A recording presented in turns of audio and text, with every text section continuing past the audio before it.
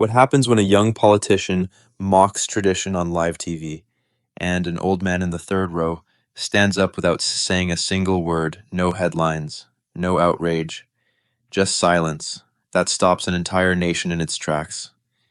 This isn't a story about politics, it's about dignity, about what it means to honor those who never demanded recognition but earned it anyway. If you've ever felt forgotten or watched someone brush off the sacrifices that built this country, you need to see what happens next. Because sometimes the loudest moment is the one when no one says a word. The broadcast began like clockwork, brilliant lights overhead, crisp angles from the multicam setup, and a studio humming with energy just blocks from the Capitol. American Voices, live from Washington, D.C., wasn't just another political talk show tonight. It was theater, and everyone knew it. The room packed with 200 guests was wired with anticipation. Retirees from Virginia, veterans from Pennsylvania, small business owners from the Midwest, all seated, shoulder to shoulder, in the curved audience bleachers. They weren't just here to be entertained. They were here to see who still stood for something real. And tonight they get more than they bargained for. At center stage, James Whitaker adjusted his cufflinks, an old-school broadcaster, the kind who still respected the pause between questions. In his early 60s now, Whitaker had seen it all. But even he looked slightly more alert tonight. He greeted the camera with his signature warmth. "Good evening, America. You're watching American Voices, where we don't settle for sound bites." We press in. To his right sat Jasmine Crockett, quick-witted, immaculately styled, and undeniably confident. Her navy blue pantsuit looked freshly steamed, her posture loose but ready. A rising star in progressive politics, Jasmine had a law degree, a fiery media presence, and a following that adored her no-filter comebacks. She was no stranger to live television, and tonight she wore assurance like perfume. Across from her, quieter but unmistakably composed, was Karoline Leavitt, 27 press secretary to the President of the United States. She wore a tailored white blazer, no jewelry, just a small vintage American flag pin near the collar. She didn't bounce her foot, she didn't check her notes. She simply sat, spine straight, eyes calm. From the moment the camera turned, the dynamic was clear. Jasmine would talk, Karoline would listen, and at some point the roles might flip. Whitaker opened with a few pleasantries, welcomed the audience, then pivoted straight into it. Tonight we're asking a question many Americans are wrestling with. In a divided country, who's really building the future and who's clinging to the past? The crowd stirred. Jasmine smiled. This was her territory. "Well, James," she began, leaning slightly forward, "I think it's simple. You can't drive America forward while staring in the rear-view mirror." A ripple of laughter and nods moved through the crowd. She continued without pause. "We've got young people who are working hard, who are innovating, who are tired of waiting for permission. And then we've got a generation that thinks silence equals virtue. With all due respect, history isn't a hall pass for relevance." Her timing was polished. Every pause felt earned. Every beat of confidence landed exactly when it should. She glanced at Karoline once, not as a jab, but more like checking a chessboard. So far, she was winning. Karoline didn't flinch. She didn't react. Her hands were still, her eyes lowered momentarily to the table as if considering the best entry point. But she said nothing. Not yet. Whitaker nodded, then turned. "Karoline, what do you make of that? Is it possible that in praising the past, we're holding back the present?" Karoline looked up. Her voice came soft but steady. "I believe the past is where America's integrity was tested. I think we honor it not because it was perfect, but because it paid the price for the freedom we enjoy now." That was all. No debate, just that. Whitaker blinked. A few audience members looked at each other. The energy dipped, not in a bad way, but as if someone had turned down the volume on the performance and turned up the dial on meaning. But Jasmine was quick. "That's fair," she said, nodding graciously. "But let's be honest. Sometimes nostalgia is used as a shield. People use patriotism like wallpaper to cover cracks in credibility." That line landed hard. A wave of applause. Someone in the back even shouted, "Exactly." Jasmine smiled. So did Whitaker. This was good TV, but Karoline simply inhaled small deliberate and stayed silent. No one knew it yet, but that silence would become the turning point. What made the moment so electric wasn't argument, it was anticipation. Jasmine was pacing the rhythm like a seasoned performer commanding the tempo. Karoline, meanwhile, was doing the opposite, not reacting, not performing, and somehow that made her stand out even more. The audience, whether they realized it or not, was leaning in. There was something oddly disarming about watching a young woman on national television choose not to answer every line, not to strike back, not to defend.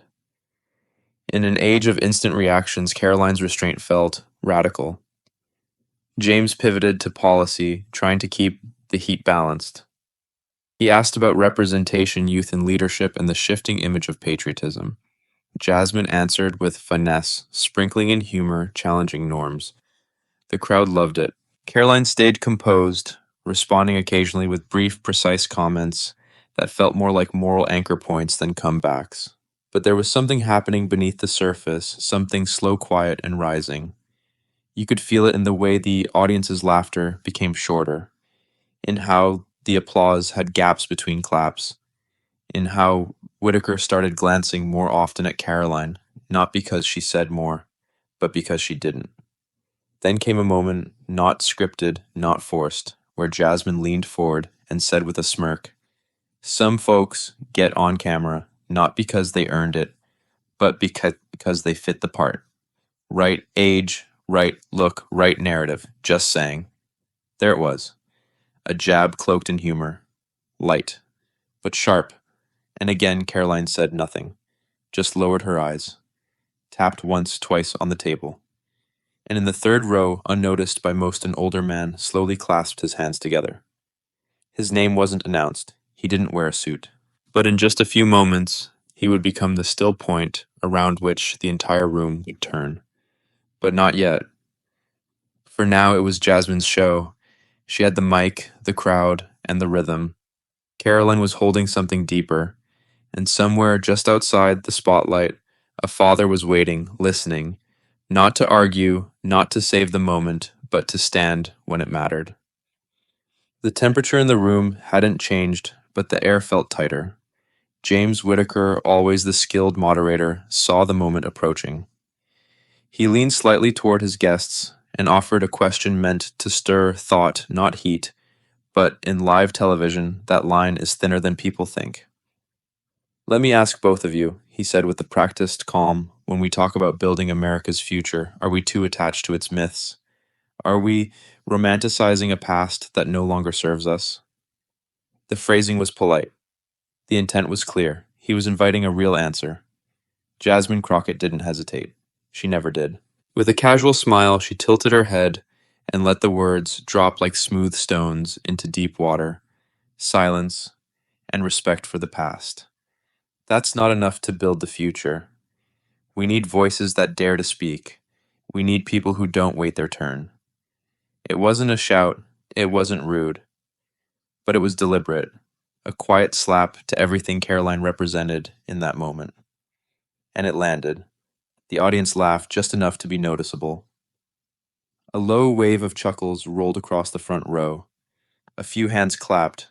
Someone muttered, "That's right," loud enough for the mics to catch it. Jasmine smiled wider. She was back in rhythm. But Karoline didn't flinch. She didn't blink. She didn't even glance at Jasmine. Instead, she did something very small, so small it might have been missed if the camera hadn't been tight on her. She tapped her fingers twice on the glass tabletop, not nervously, not angrily, just gently, deliberately.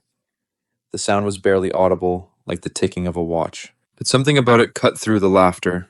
James, sensing the weight in the air shift, turned to her. "Karoline," he said, "your thoughts." She didn't rush. When she finally spoke, her voice wasn't loud, but it carried. "I think people often mistake silence for weakness, for lack of conviction.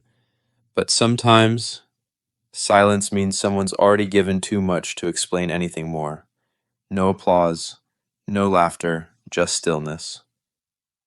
For the first time that evening, the mood in the studio softened. Not collapsed, just shifted.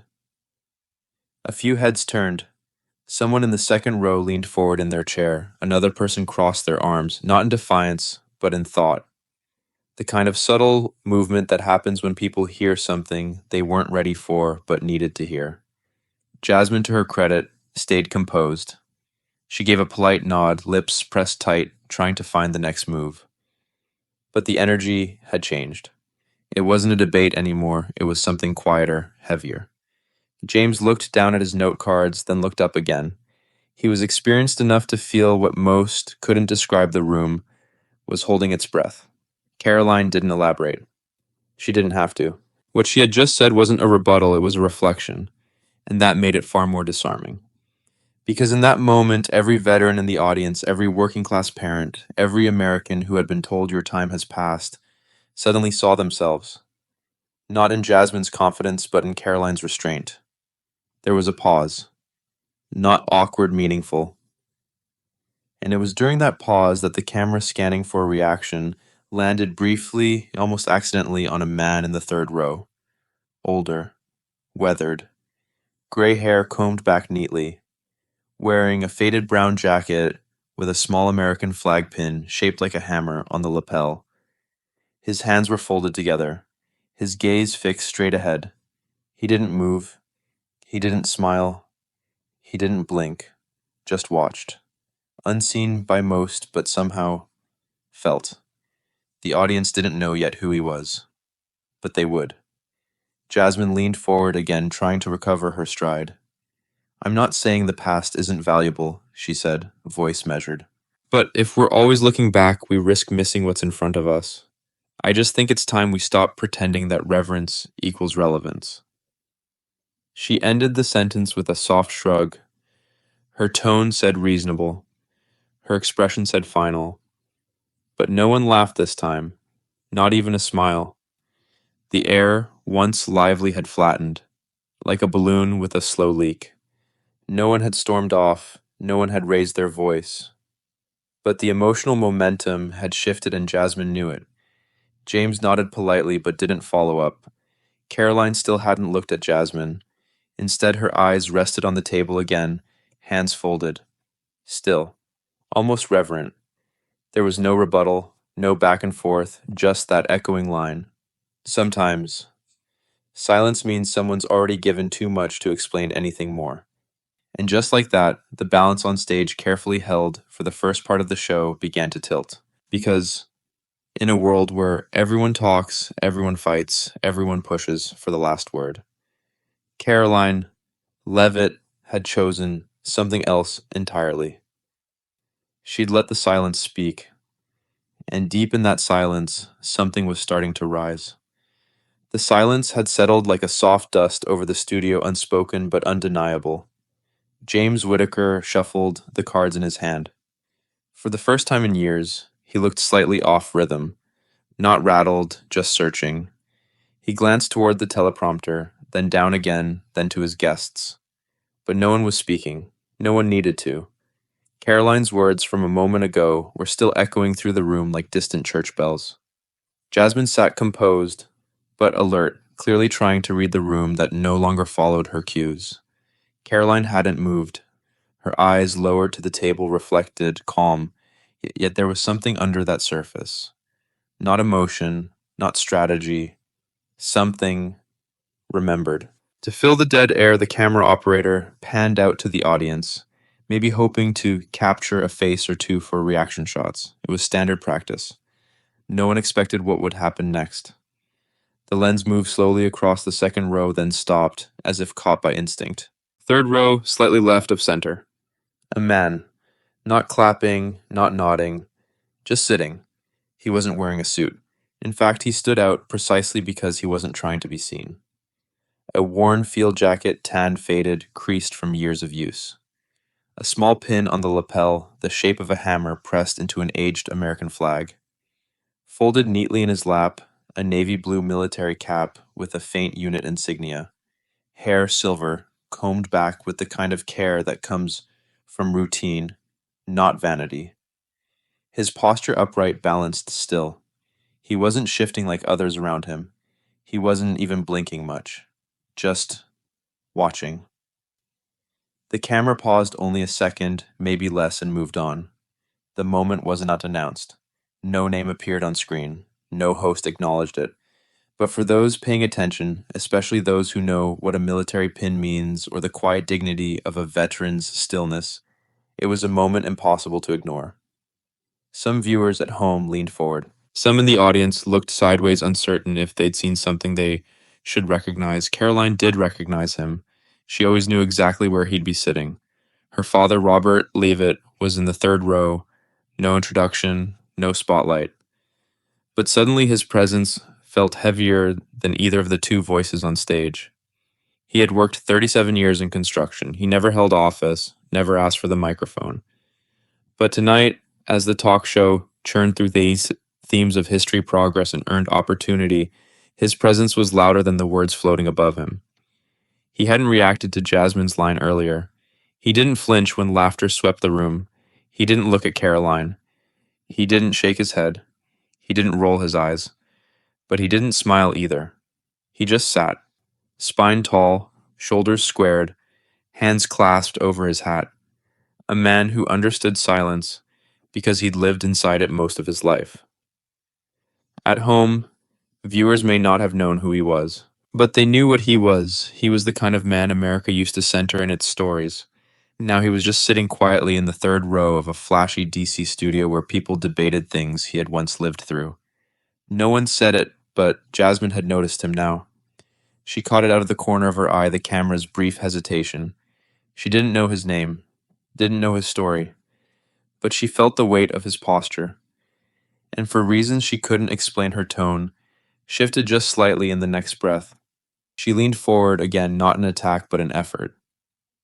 I respect the people who came before, she said, but progress doesn't come from staying quiet. It comes from pushing forward. Her voice didn't falter, but her energy had dimmed just a little. Something about the man in that field jacket pulled at the edge of her certainty. James Whittaker didn't comment. He glanced once toward the audience, then back to his notes. But even he, the seasoned broadcaster, was feeling it now. The conversation had stopped being about talking points. It had become about presence. Karoline remained still, but something in her eyes had shifted too. She knew what her father's silence meant. She'd grown up watching it move mountains. Not with protest, not with eloquence, but with constancy, with action that didn't need applause to be real. The moment passed quickly. The show continued. But that image, an old man in a frayed jacket, seated upright in the third row with a hammer-shaped pin and quiet, unwavering focus, would be the image millions remembered when they talked about this night. He hadn't stood up. He hadn't said a word.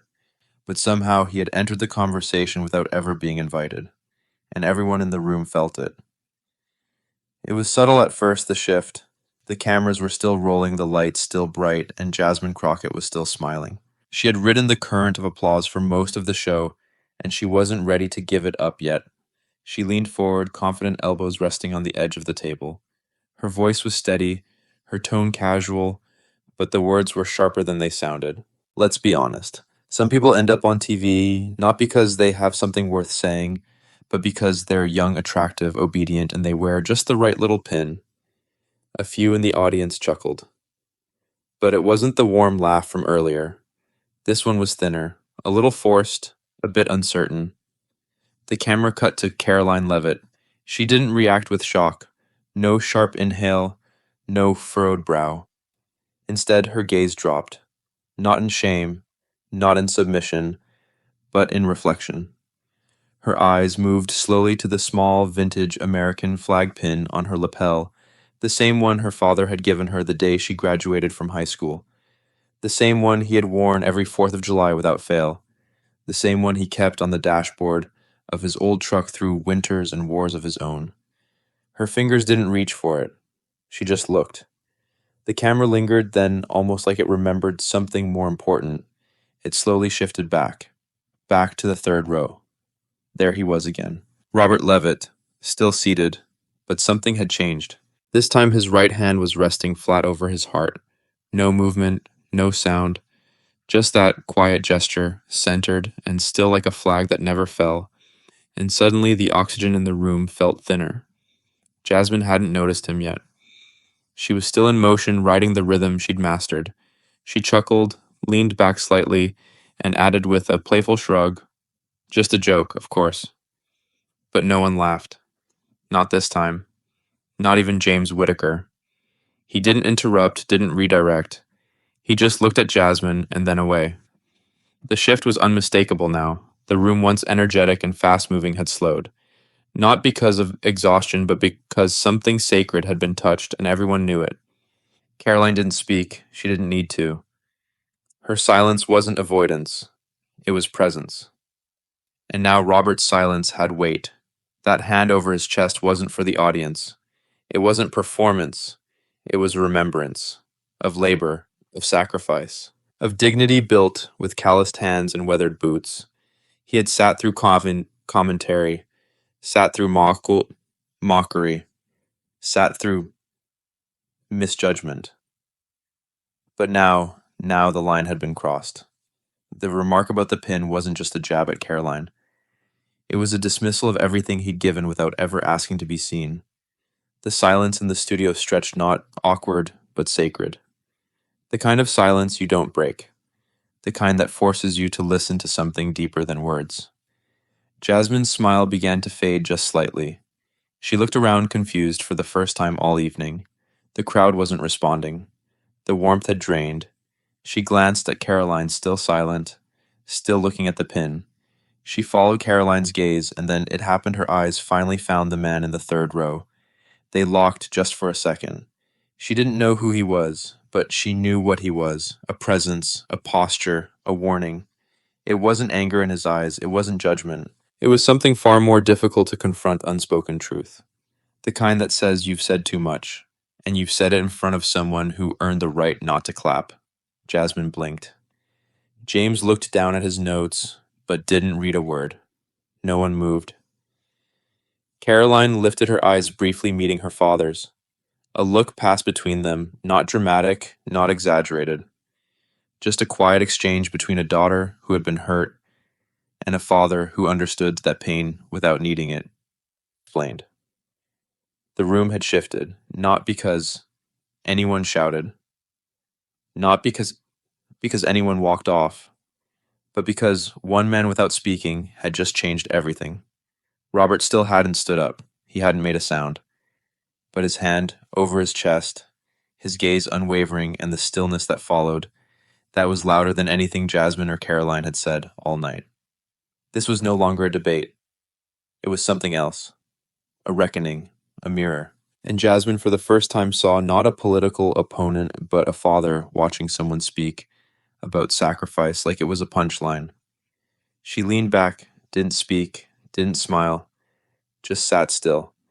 Sometimes all it takes is one step too far, and one silent man who refuses to let it pass. There was no music, no spotlight, no signal, and yet it happened. The studio was still, the air so quiet you could hear the hum of the lights above the set. Jasmine Crockett's last words hung somewhere, between an apology and a deflection, half a joke, half a defense, but it was clear no one was laughing anymore. The camera didn't catch movement. It caught a moment. In the third row, Robert Leavitt stood up.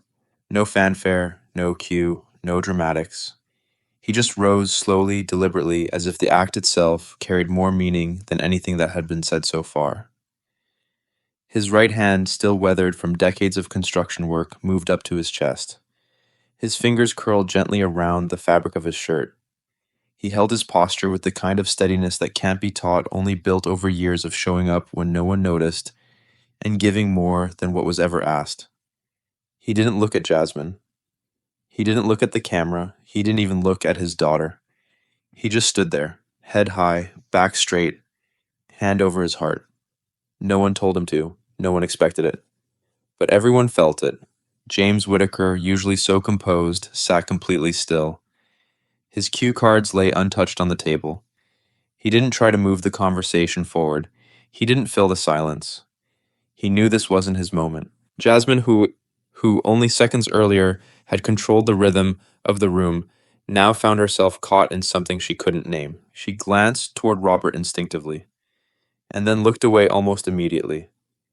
There was nothing aggressive in his face, no judgment, no threat, just presence. In that presence, everything changed. You could feel it ripple across the audience.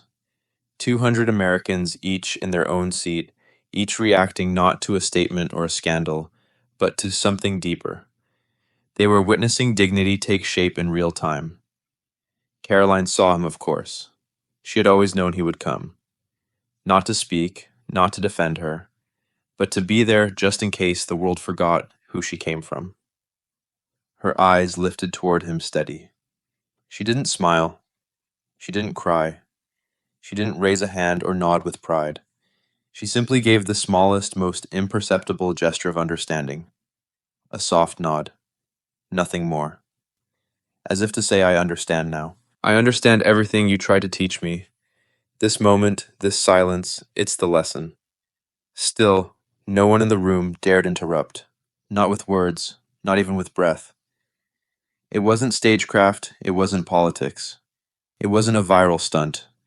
It was reverence. Robert hadn't stood to scold anyone. He hadn't interrupted with opinions. He hadn't issued a correction or demanded recognition.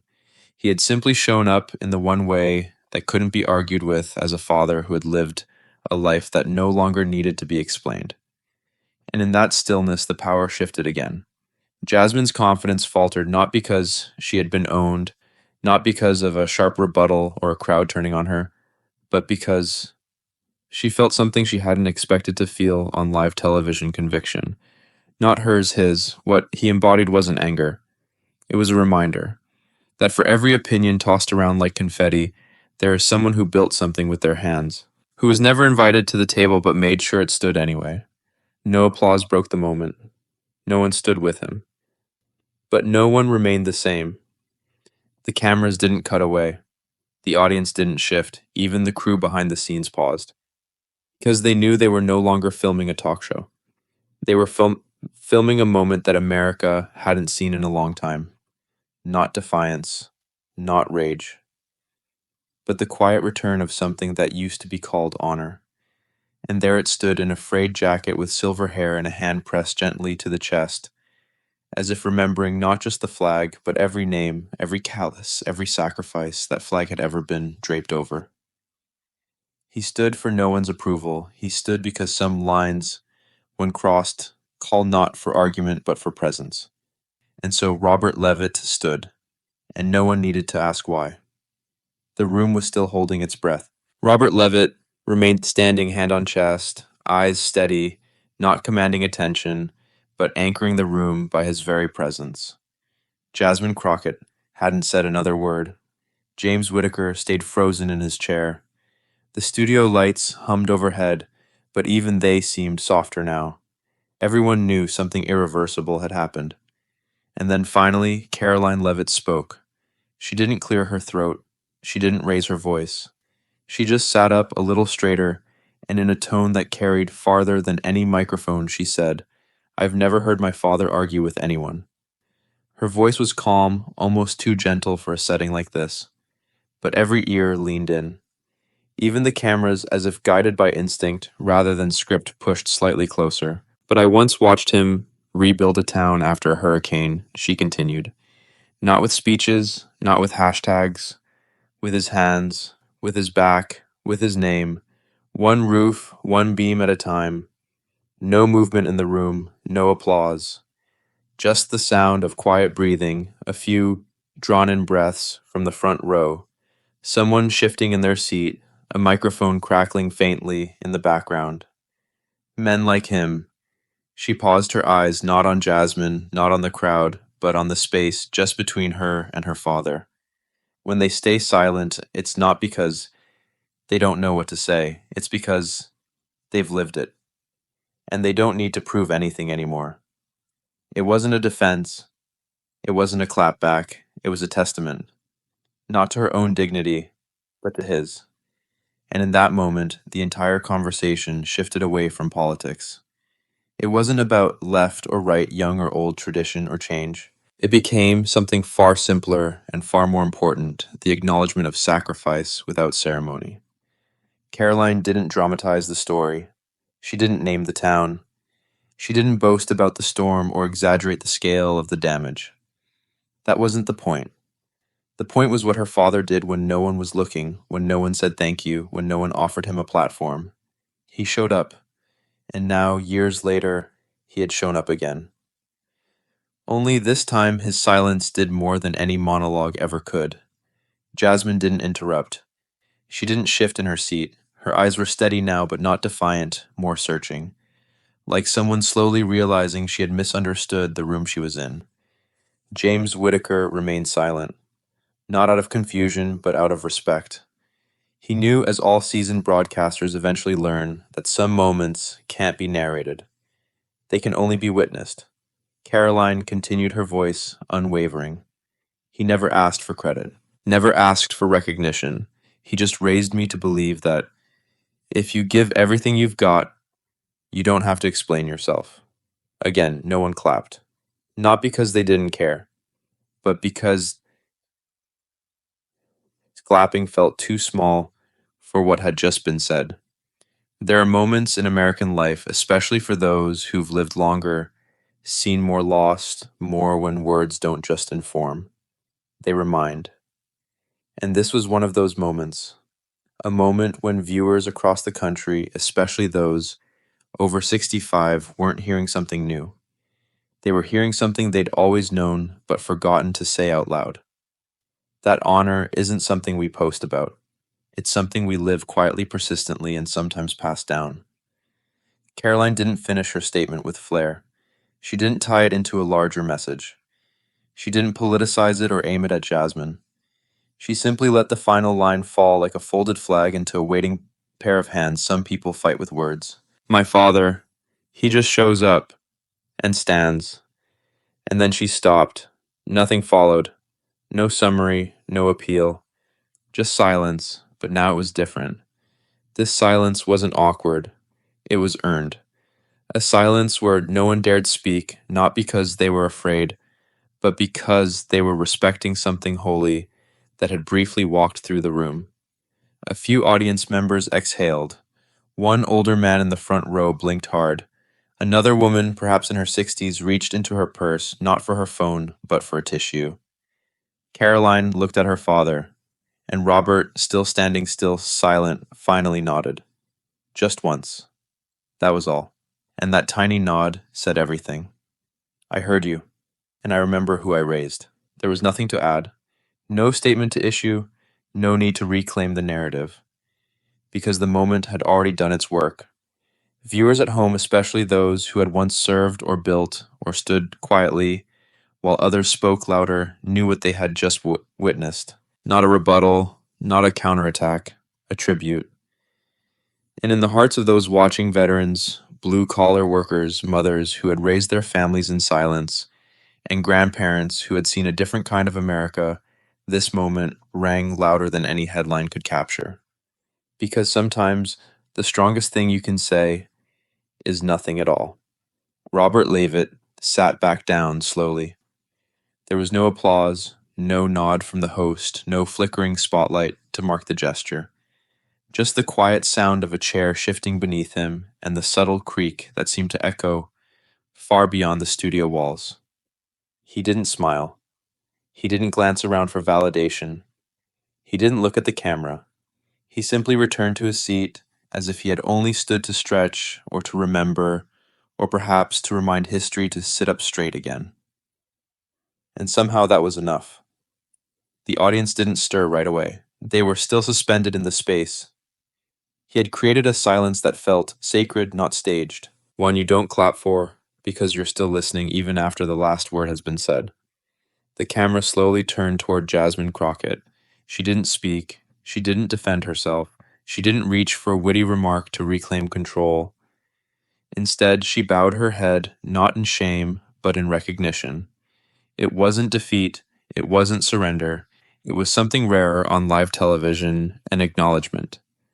A quiet understanding that something deeply human had passed through the room, and she hadn't seen it coming. Her posture changed.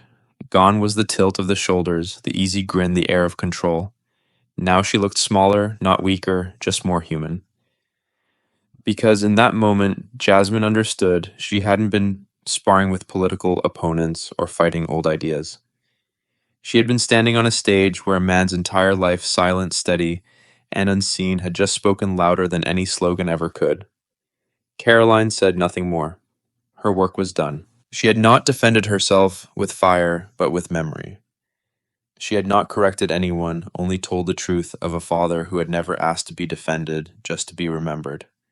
And now, the remembering had begun. Across the studio, subtle movements broke the stillness. A man in the front row, likely in his 70s, reached for his glasses and wiped them gently on his shirt sleeve. A woman a few seats over folded her hands in her lap, then clasped them tighter, like holding onto something she hadn't realized was slipping away. No words were exchanged, but people sat straighter, thought deeper, felt more. The moment hadn't gone viral yet, but something far more powerful was happening. It had gone internal. People weren't reacting, they were reflecting. In the control room, no one spoke over the headsets. The director didn't cut away, the producers didn't whisper about what segment to run next, because they too understood what had just happened. This wasn't about airtime anymore. It was about timing and how long it takes for the truth to sink in when someone chooses to speak without saying a word. Back on stage, James Whitaker, veteran journalist, seasoned moderator, a man who had hosted hundreds of high-stakes panels, sat with his hands folded and his notes untouched. He looked out at the audience, then to Robert, then to Karoline, and then finally into the camera. He didn't summarize. He didn't analyze. He didn't wrap it up the way scripts often require. He just said in a voice quieter than usual but steady as stone, "Tonight no one won, but someone reminded us when to stay silent and why that still matters." Then he set his cards down. There was no outro music, no applause sign flashing in red, no attempt to salvage the show with sound bites or spin, because the room didn't need closure. It needed reverence. Robert Leavitt remained seated, eyes forward. The moment hadn't made him bigger. It had made everything else feel smaller, the noise, the clapping, the posturing. All of it faded behind the simple act of a man, standing when the world around him had grown too loud to hear what still mattered. And Jasmine. She didn't exit with a wave or a quip. She stayed seated a moment longer than expected, then gently closed her notebook.